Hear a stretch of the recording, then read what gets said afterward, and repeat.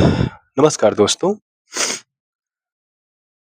आज बहुत दिन बाद मैं दोबारा से यूट्यूब पे आया हूँ, वीडियो को अपलोड करने, बनाने और अब मैं ये सिलसिला लगातार कंटिन्यू में जारी रखूँगा। मेरे मन में बड़ा सवाल चल रहा था कि किस चीज़ पे, विषय पे, किस बात पे वीडियो बनाऊँ, किस मुद्दे पे वीडियो बनाऊँ। तो जैसा कि मैं पढ़ने वाला, आप सब पढ़ने वाले, तो मेरा आज का विषय होगा, जैसे हर बुक का आप जब बुक को खोलते हो, कोई भी विषय की बुक होती है, तो उसमें स्टार्टिंग में थोड़ा जुकाम हुआ है। एक पहला पेज आता है जिसमें लिखा रहता है 2 शब्द। वो 2 शब्द यानी वो आमुख या जो भी आप कह लो, वो बताता है कि पूरे किताब में क्या-क्या बातें लिखी हैं। तो उसी तरह से हमारे देश का जो संविधान है, हमारे देश के संविधान हमारा भारतीय संविधान है। हमारे भारतीय संविधान के स्टार्टिंग पॉइंट में एक बात लिखी जाती है, उद्देशिका या प्रस्तावना। उद्देशिका या प्रस्तावना। ये जो उद्देशिका या प्रस्तावना है, ये हमारे पूरे के पूरे संविधान का या हमारे पूरे कॉन्स्टिट्यूशन का, संवैधानिक ढांचा का संरचना प्रदर्शित करता है। ये इस बात को दर्शाता है कि हमारा संविधान कंप्लीटली किस तरह से है।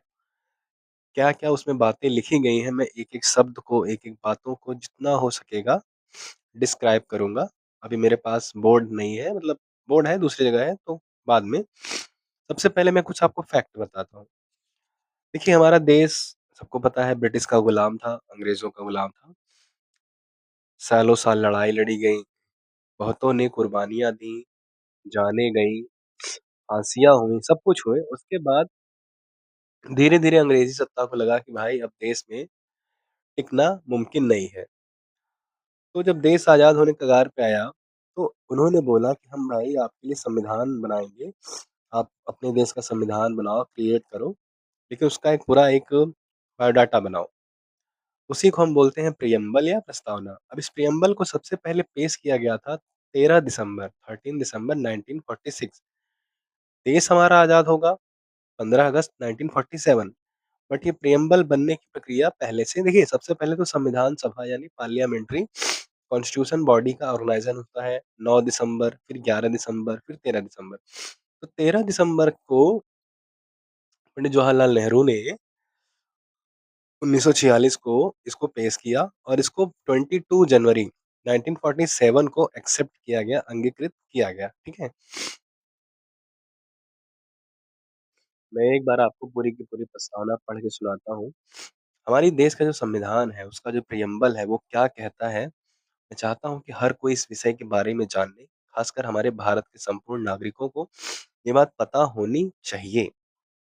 वो इस बात को रिलेट करें या ना करें, मतलब उनको ये लगे कि यार हम तो पढ़ते-लिखते नहीं हैं, ये सब तैयारी करने वाले। तो एज़ अ सिटिज़न सबको ये बात जाननी चाहिए कि हमारे देश के कॉन्स्टिट्यूशन में क्या-क्या बातें एक सिटिज़न को, एक पर्सन को प्रोवाइड की जाती हैं। देखिए, इसका पहला वर्ड है हम भारत के लोग, we the people of India.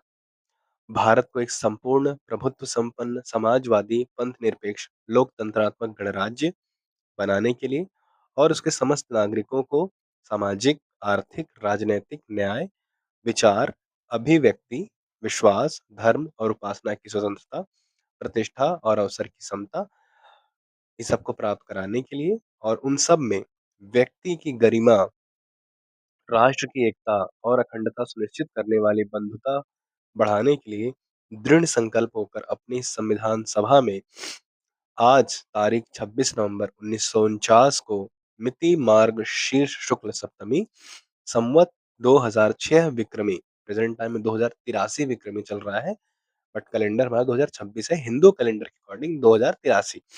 तो 2000 अभी जो जब संविधान का ये प्रियम्बल वाली बात हो रही थी, तो 2006 विक्रमी को एतद द्वारा इस संविधान को अंगीकृत, अधिनियमित और आत्मार्पित करते हैं। अब लगा कि यार इतना बड़ा डायलॉग बाजी कर गया बंदा। देखिए, मैं एक-एक वर्ड का आपको मतलब बताता हूँ। सबसे पहले तो ये वर्ड है हम भारत के लोग। इसका साफ-साफ मतलब है कि कंप्लीट भारत की जनता, उसके एक-एक नागरिक, उसमें सभी शामिल हैं।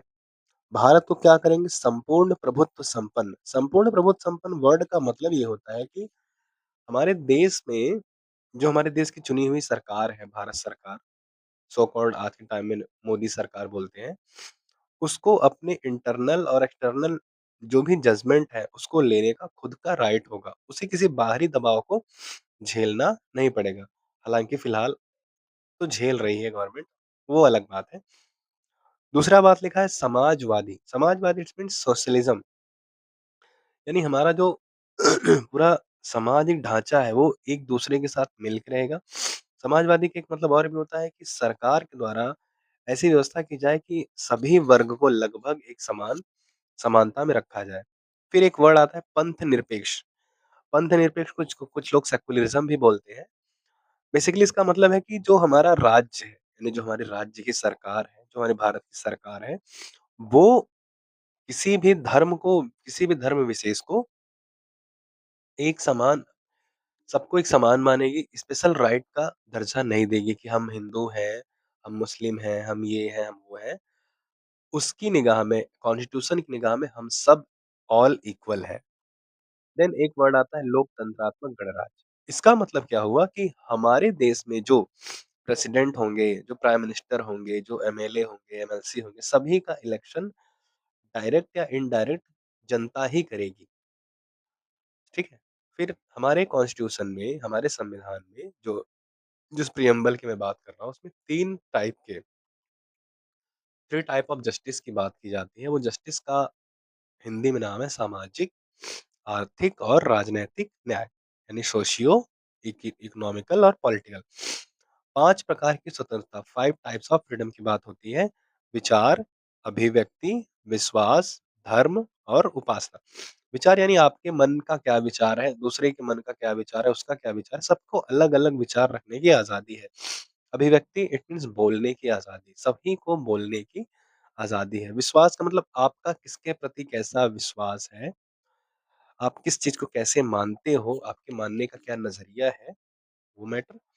धर्म और उपासना की स्वतंत्रता यानी आपको अपने धार्मिक काम को, जो भी आप जिस धर्म से जुड़े हो, उस धर्म में जो भी रिचुअल्स हैं, उसको मानने की पूरी आज़ादी। समता की बात आती है तो 2 प्रकार की समता, राइट? प्रतिष्ठा और अवसर। प्रतिष्ठा मतलब सभी को एक समान प्रतिष्ठावान माना जाए और अवसर का मतलब सभी को एक समान अवसर दिया जाए। जैसे कोई सरकारी वैकेंसी या वांट आती है, तो ऐसा नहीं कि हम जो निचले वर्ग का है या जो कम पढ़ा-लिखा है, मतलब उसमें एक क्राइटेरिया रखा जाएगा कि भाई आपके पास यहाँ तक का डिग्री, यहाँ तक का सर्टिफ़िकेट होना चाहिए, देन आप इस फॉर्म को भरने के लिए एलिजिबल हो। तो इन सबको प्राप्त करने के लिए और उन सब में व्यक्ति की गरिमा, देखिए गरिमा अपने वर्ड अपने आप में बहुत मायने रखता है, यानी व्यक्ति की गरिमा, यानी जो व्यक्ति है वो अपने आप में उसकी वैल्यू हो, राष्ट्र की एकता यानी देश की एकता को अखंडता सुनिश्चित करने वाली, इन सबको दृढ़ संकल्प होके 26 नवंबर, इसीलिए 26 नवंबर को कॉन्स्टिट्यूशन डे या संविधान दिवस भी मनाया जाता है और इसे 1949 ईस्वी में संविधान सभा में जितने मेंबर बैठे थे, उन सब लोगों ने स्टेपल किया कि हाँ भैया आई एक्सेप्ट दिस, देन 22 जनवरी 1947 को परमानेंटली लागू हो गया। इस तरह से ये सारी बातें होती हैं। धन्यवाद।